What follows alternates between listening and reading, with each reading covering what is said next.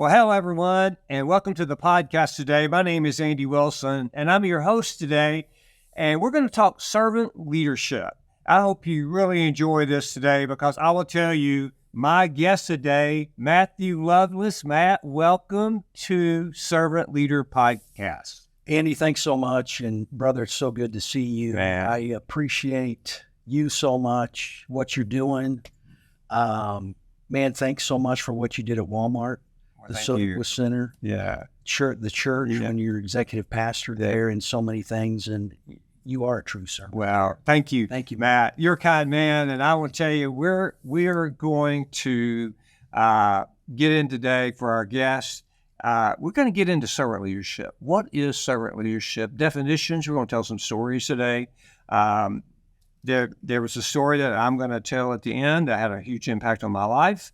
And just in our visit with Matt a moment ago, I found out that he knows this gentleman that's recently passed away that I'm going to tell the story. So that even makes it more impactful because he's passed it on, Yes, and that's servant leadership in a way. That is. Matt? Absolutely. Yeah. You bet. So Matt, we worked at Walmart together. We did. Man, We did. What a great Some great career days. we had. We did. So Matt, what are you doing? How many years are you at Walmart now? What are you doing now? Yes, sir. So Andy had 24 years at Walmart, blessed with a great career, was in operations, ran 3 high-volume supercenters, a senior buyer, was in marketing and logistics, then pivoted and went into Acosta sales and marketing. Clayton Crosby brought me over there. And, a quick story, Clayton, a tremendous servant leader during Hurricane Katrina, actually worked up there in a war room for about 5 days. Didn't leave the office. Wow. But was serving the folks there. Was there 3 years in new business and in selling. And then after that, joined the team with Mike Moore and Anderson Sales and Marketing, Anderson Merchandisers. Was there 3 years as well. But 7 years ago, Andy, took an opportunity and kind of started my own thing where small LLC and just helping the small to mid-sized suppliers, selling to other retailers and kind of that hybrid broker appeal. And it's been fun. I love to serve others. Good. It's fun to pass the ball to others and see them succeed. Yeah. That's wonderful. Now, how's your family? Family's doing great. Mary Beth, oldest daughter, she's 27, married to Michael. She's down at Washington Regional, serving as a nurse in cardiology. She loves it. Happy for them. Luke Michael, he is a basketball coach at Siloam Springs and coaches basketball in the 8th grade, teaches 7th grade. And then John Thomas, JT, will be 18 this August, and he's at BHS in Bentonville. And he loves to sing, loves to serve others, and in theater. And yeah, it's been a blessing. Great. Thank you, man. Great. Well, when you think servant leadership, who do you think of? Who comes to your mind? I tell you, immediately, it's our Lord and Savior Jesus Christ in serving others. But I think of Abraham Lincoln. I think of Martin Luther King. I think of Sam Walton. I think of my dad. Tell us why you think about your dad. My dad, Andy, was a high school basketball coach for over 20 years. I remember as a little boy when he was in Atlanta, Missouri, coaching then. It was a big thing for me to ride on the big bus with the big rider. And I was there on the bench, serving the players their towels, getting water. But he was a tremendous servant leader. He was a father to those who did not have a father. Oh, wow. He led, motivated, very successful coach. We lost him about 4 years ago. He had a heart attack out mowing his grass. But I'll tell you, at his eulogy, I had the opportunity to give the eulogy. And a couple of things he taught me and taught others was, number one, stay close to Jesus. Number two, give your life away to serve others. And number three, choose joy. Joy is a choice. It's not happiness, but choose joy each and every day. And I miss him every day, Andy. He was my hero. But it was neat for me to see so many folks that he touched the lives of others in serving others. Coaches have such great impact on all of us, and so anyway, those are three great points that you just shared. Now, as we shift gears a moment, you and I had an opportunity to spend a lot of years at Walmart that we talked about, and there were great leaders that surrounded us, no question about it. And I want to talk about, I know one of our favorite leaders, and that's David Glass. Absolutely. So, I tell people this, and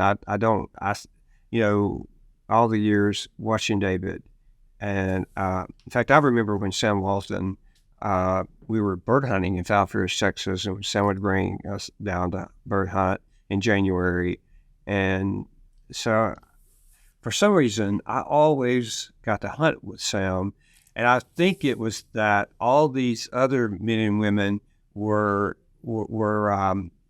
I was one of the youngest guys there, and so I think they were like pushing me there or something. I don't know what they did, but they did something behind the scenes, I'm sure. But anyway, I remember Sam and I were out bird hunting, and old Roy's pup. This is okay. I know we're going to talk about David Glass. I got to tell you this story, Matt. Yes. Okay, so the truck that's at the museum, right? We're in that truck. Okay, and so Sam, he loved to walk and hunt. So we would stop the truck. Now, these other yahoos that went down there, they would have these guides, and they'd ride. The dogs would be out. Then the dogs, they'd get off the truck, shoot the birds, and get back on the truck. Right. But not with Sam. You parked the truck and you walked. And so maybe that's why I got to make it him. But we're walking that day, and it was the very first bird hunt.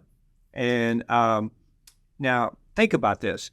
I'm 30-ish years old.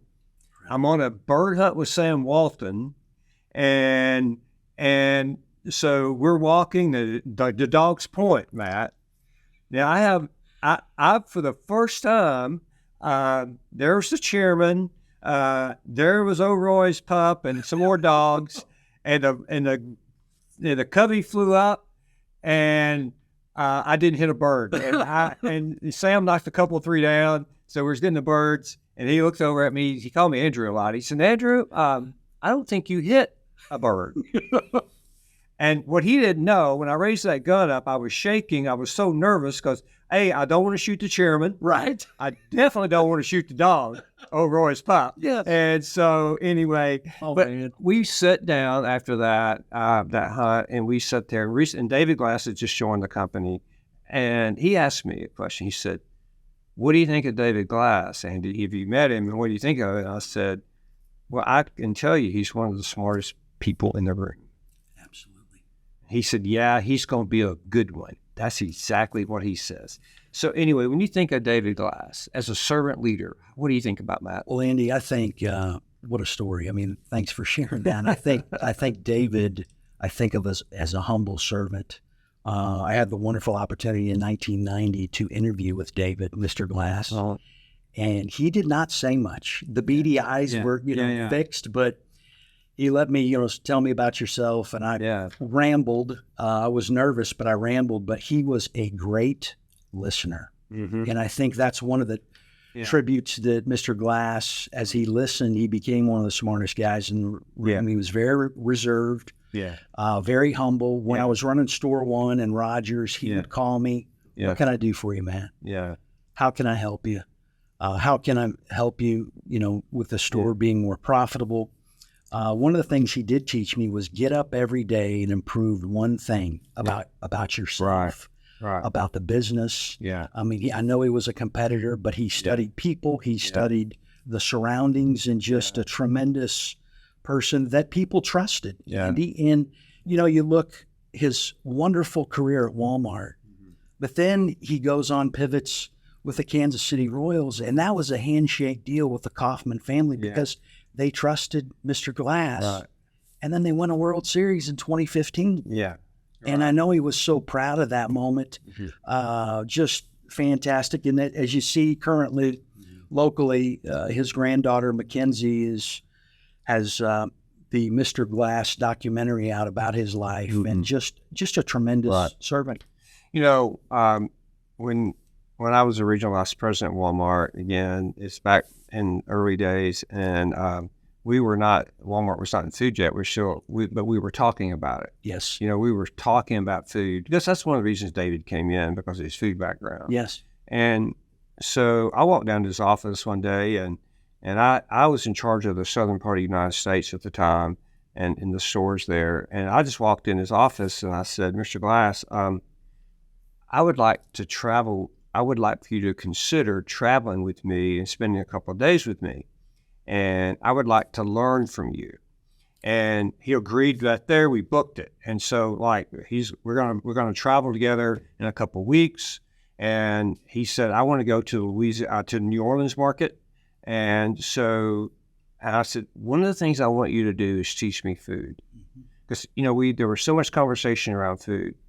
So we got to New Orleans, and we walked into, he knew all the food retailers.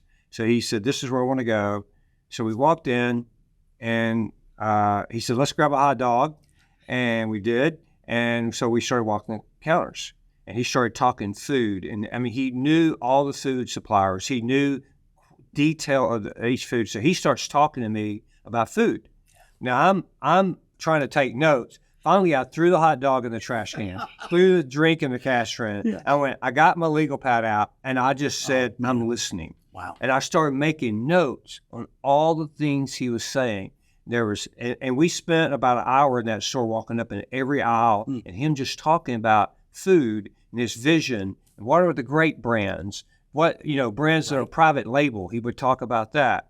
And then one of the things he said to me, we walked down this aisle with water, had the water, and he went, now, Andy, water, this was in the late 80s. Okay. He said, now water will become the number one selling liquid. And I said, over soda? He said, oh, absolutely. It will become number one. The future is in water. Wow. And from that standpoint, well, look at today. Yeah. And Andy, thanks for that story. But look at, what if Walmart didn't get into food? Oh, I know. I mean, it's incredible. And the growth that Walmart's had in Sam's Club. Right. I'm so appreciative and so thankful that Mr. Glass had that vision and Walmart was able to pivot and do it. But, I think let's go back, Mr. Glass. There's so much we could talk about him. But the thing that you said, he was humbled. He was a great listener. Yes. He was very knowledgeable. He served by listening and sharing his ideas and his knowledge. But he let you go do it. Yes. When we toured those stores in Louisiana, we spent 2 days there. He made suggestions to me how to make them great. And I never felt threatened as a young leader. I never felt anything, but he was here to help me. You bet. And to give me wisdom and knowledge. I think servant leaders do that. Absolutely. I think, Mike Duke was a great leader for us as well at Walmart. And he kind of talked about freedom within that framework. Right. And Mr. Glass did that. And he did. Gave you confidence that day that, you know what, I could learn about food and, hey, let's go do this thing. So, absolutely. Such a great example. What is your definition as you think, Matt, about servant leadership, this topic? And I know you spent a lot of time thinking about it because you're a servant leader also. You are. I've watched you at Walmart. I watched you in the stores. I watched you in the home office. And you were always there to serve the people, to help them so they would do better and to get their job done and help the stores. You're always focused on that in the people. What is your definition? It's pretty simple. I mean, there's various styles of leadership, Andy, out there, but I see it as empowering, encourage, and really serving others. One of the best books I ever read, other than the Bible, would be The Purpose-Driven Life.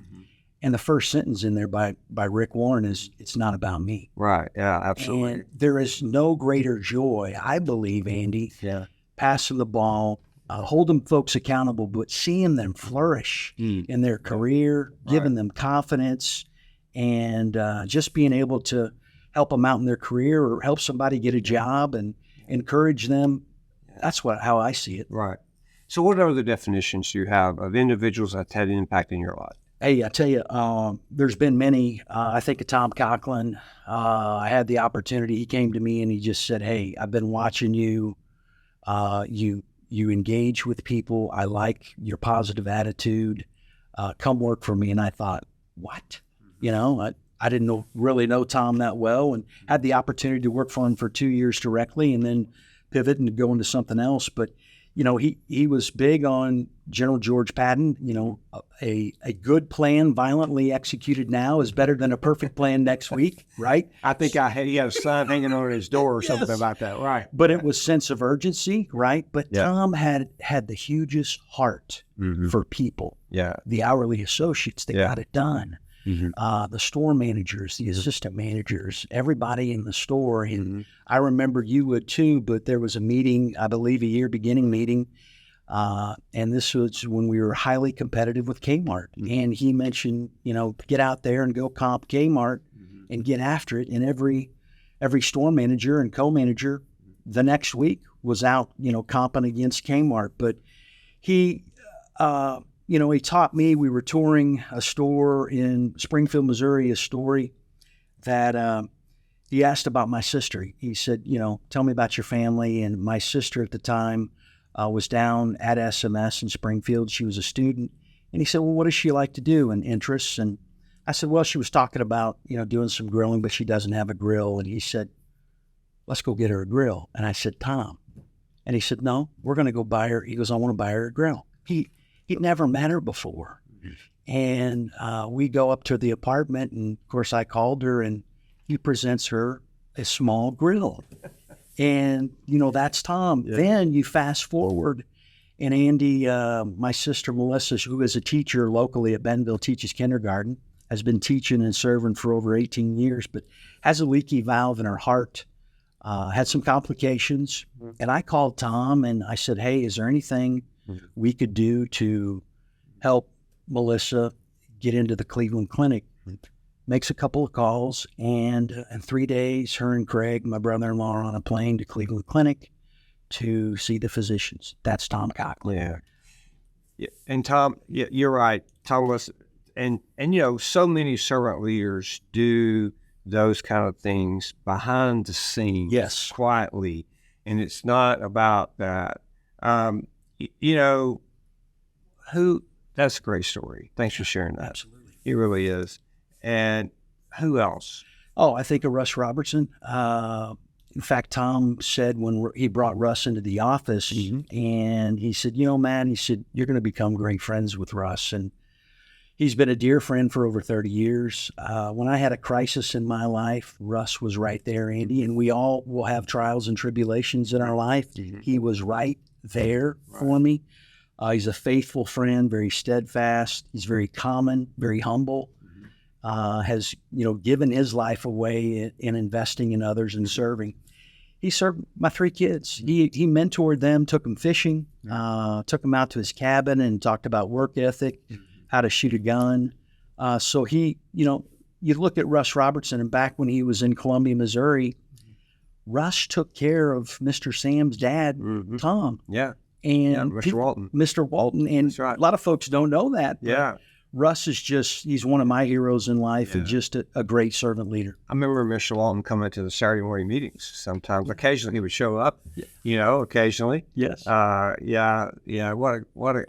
know, what an opportunity we had to not only hang out with some of these leaders we were talking about, but when Mr. Walton would come down and from Columbia, and attend the Saturday morning meetings. What stories? Awesome. You know, the current leader of Walmart today. Oh, you know, talk about him for a moment. I love Doug. Doug's been a great friend of mine. I'm blessed to call him friend for over 30 years. And I met Doug through another friendship, Stacy, when I was in college, but met Doug. And here's the thing about Doug. I knew Doug would do wonderful, great things, Andy, way back there. Yeah. He's competitive. He's humble. He cares. He makes you believe. And really, we just had a great friendship on the basketball court at his dad's house. Every Sunday afternoon at 2:00, after church, and a meeting, we'd go play hoops. And his dad was a dentist and a great servant leader. Doug's grandfather was a pastor, but Doug cares. Quick story, we had a tornado in Bentonville, Rogers area many years ago, and there were about 8 homes, Andy, a street down from us that were leveled. No one had perished. Yeah. Here comes Doug at 1 o'clock, knocking on our door. Matt, I just want to make sure you're okay. My dad said that the tornado came over to your house and was close. He said, I just wanted to check on you. Yeah. I had a heart issue and was blocked in the Widowmaker, had a stent put in there in the hospital. Here comes Doug and Shelley the next day to visit me in the hospital, and just, he's so caring and loves people.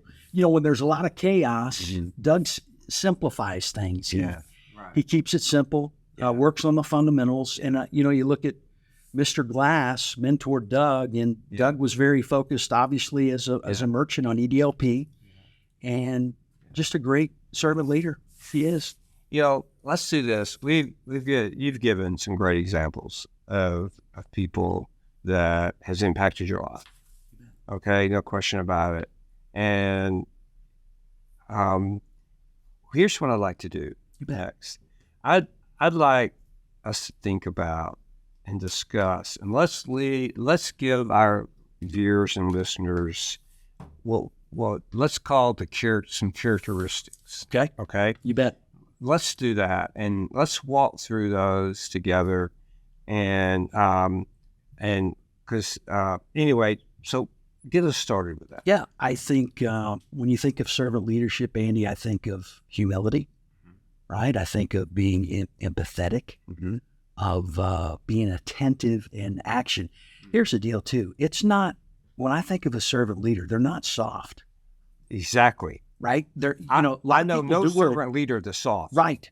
I would promise you, David Glass wasn't soft. No, and either was Mr. Walton, right? Or Tom Coughlin, or anyone else or Doug McMillan. I mean, no. They get after it. Yeah, they're not soft at all. No. So don't misunderstand this as soft leadership. Right. It's tough leadership. Yes. But courageous. Courageous leadership, but done with humility and empathetic. Right. And I think they listen with their heart, and they really listen and then do something about it. Right. Or maybe have the tough, courageous conversations. Yeah. I think that they empower and develop. I mean, I think how my dad taught me, pass the ball, Matt. Yeah. See others flourish, score, win. They're a winner. They serve and inspire others. Right. The issue on communication, they collaborate. To your great story with Mr. Glass and up and down the counters at the food retailer, I mean, it was a collaborative tour. Exactly. But he taught you food, and you were able to gain some confidence on food that, hey, man, we can go do this. Well, back then, I was glad I didn't get fired that day. I was traveling with the president, CEO, president. I was writing about it. And then my buddy said, wait, Andy, you actually invited him to go with you? You don't do that. That was a courageous move. I want to learn. But you're right. Collaboration, communication. And, when Dave and I were touring my stores there in Louisiana that day, there were issues, and he was very firm about these issues need to be fixed. You bet. But you know what? I knew that I wasn't threatened by it, but I knew that he was right, and we needed to take care of those things, and we did. Absolutely. But you're right that it's not soft leadership. And I think, Andy, for me, humbly, there is no greater feeling to help someone out and see them, promote them, see them do great, and you're seeing them flourish with confidence. Yeah. That's joy. I mean, that is one of the greatest things, and you've done it, Andy. Yeah. And I mean, I remember you opening up stores in the West Division, and the Olympics happened in Atlanta, and you had the stores looking pristine, merchandising, and you did it. Yeah. Well, we had great leaders around us. We had high expectations. Yes. But there were servant leaders, all the men and women. And, I think back of all at Walmart, the men and women that had huge impacts on my life. They helped me to a high accountability and high execution. But they did these characteristics you just talked about. And I agree with that. Absolutely. And I think, one thing is kind of that ministry of presence. I think of John Butler. I worked for John. Yeah. Kind of the last years at Walmart, and he kind of called them Monday morning huddles, but we did them every day at about 8. Right. This was in the office, and just huddled around, talked about sales, talked about what's going on on our desks, and then any other motivational or quotes the folks had. But it brought us together, gave us confidence. And John was one of those, was a great listener.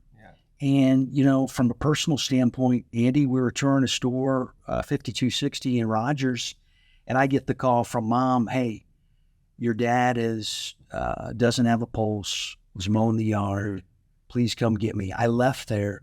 Well, I get to the hospital. John was already there. And then Dad's passed away, and John's the first guy I see, and I lost it. And he just gives me a hug. Didn't say a word. Yeah. But he was there. Yeah. And that's what we have to do as servant leaders. Always just be there, be present. Absolutely. This is awesome, Matt. I love our conversation. Thank you, man. There's a story that I've learned now that you know this story, and I want to try to tell it the best I can. And but when I was CEO of the Soderquist Center, and that's Don Soderquist, who's the vice chair at Walmart, and we founded the Center for Leadership and Ethics at John Brown University. Well, Don knew just about everybody in the world, so I got to meet a lot of people in the 7 years leading the organization, and we worked with companies around the world. But one day, Don had invited Truett Cathy, who's the founder of Chick-fil-A, to one of our executive meetings that we had with leaders we brought in from around the world. And so his son, Dan Cathy, Truett's son, Dan Cathy, is going to take over as president, CEO of the organization. And so Truett, we were talking about this in this meeting, and that Truett was telling us about this upcoming meeting where Dan was going to pass the torch to his son. Right. Now, there was the guy that was running the company, there was a guy named Jimmy Collins. And Jimmy had been with the company for over 30 years. And now it's time for Dan Cathy to step up. Yeah. And he's been in training, he's been learning, he's been working with his dad, he's been working. So in other words, the story here, he didn't get put in until he was ready. Right. And so now they're in this big meeting, and the owner-operators are about 500 people in this meeting. And so anyway, Dan Cathy does what he does. He steps up, he delivers a really great talk about what since he now is the CEO, what his expectations in the company is. And so he talked about the continuing of the culture in the company. Anytime there's a change of leadership, think of Walmart. We think of our culture. What's it going to do to the culture? Will it impact the company? Because so many of us work in organizations where we love the culture. And then when leadership changes, what do we get nervous about? Are they going to, right, the culture now becomes part of that. So that's what the talk in the organization is. Okay, we know that Dan is Truett's son, but is he really going to be as good as Jimmy or Truett? And what's he going to do on the culture? Dan realized his challenge here. Right. His challenge was, what are people, when I'm done, what are the people who lead the stores, lead this organization, what are they going to leave with? And I think what he did, and I'm gonna demonstrate what he did in a minute, but what Dan did, he pulled out this, which my friend Matt brought to me this morning. This is a shoe brush. And so Matt walks into the studio this morning and hands me this. But what Dan Cathy did, he pulled out the shoe brush. And so he asked one of the longest term owner operators in the audience to come up to the stage. And then what Dan did, he got down on his knees and he brushed his shoes. That's pretty powerful. That's really powerful. And then he looked at the audience and he said, then he's under every chair. And now, well, first thing, his executive team, his leadership team took and walked down to the audience, who are the owner-operators, and brushed their shoes. Wow. Then he told the owner-operators that under your chair is a bag, and they opened the bag, and it's a shoe brush. I don't think it was worn as a shoe brush. No, but anyway, that was my dad. Was this your dad's shoe brush? Yeah, I'm giving it to you. Oh, man, no, as a no, gift. I No, couldn't. absolutely, man. But anyway, then he asked the owner-operators to go back and to brush the shoes of the team members there at the Chick-fil-A stores. Well, you know, his message was this. Chick-fil-A is a company that's led by servant leaders. What he wanted the owner-operators to go back, he could just said it, go back and do this. Sure. But what we've talked about today, servant leadership is more than words. It's actions. That every story you told was action. Yes, sir. Every time, and I did tell you what stories to tell. These were your stories. Yes. I just asked you to have some stories. Right. I didn't have any idea who you was going to have. But every story was action. It was action oriented. You bet. By doing something, not just saying it, but doing something. And that's what Dan Cathy was doing that day.